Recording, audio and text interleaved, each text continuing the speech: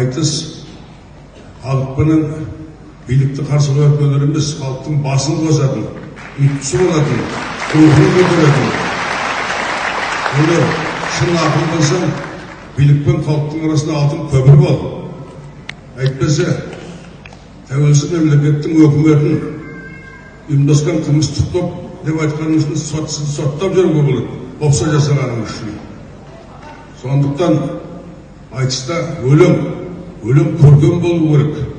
Поэзия, оның ұйқасы жымдасып балтыраса бұзылмайтын образы сөздер, шын шебер болсаң бәрін тұспалдап айт. Шамға тиетпей шаптығып айтпа. Міне қойылатын талап осы. Сондықтан құр шымылдығынан ештеңе шықпайды.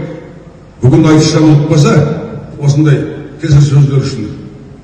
Мен енді ағырай көзуге шамам жоқ. Сіз үшін көз сөзі мен үшін айтыстың көшін алға сөйлейсіз бе? Сені ойланып істесеңіздер. Менің жерлесім olsun, менің ауылдасым olsun деген принциппен айтысқа баға беруге болмайды. Айтыстың көркемдік критерийлерімен баға беру керек. Құрсайын деп тұрғым жоқ, өтініп тұрмын. Ренжімеңіздер. Осыған мен ғұмырымды арнаған адаммын ғой. Сөздікпен қараңыздар.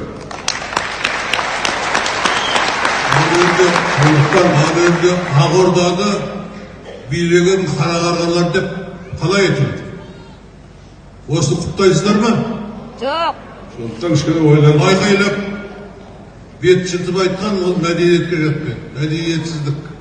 Сондықтан шуылдай бермей кішкене ақылға салып байына бару керек. Мынау ұлттың байлығы, ұлт өнерін жаптырып алсақ, онда құрдымға кеткеніміз. Мына жерден болса дыбысымыз шығарып, келіп тыңдап отыр ғой, билік басындағы. Жетеді ғой, мына тыңдап отыр. Сөз жетеді барлық жерге. Бірақ соны шеберлікпен айта білетін ақындық қасиет керек.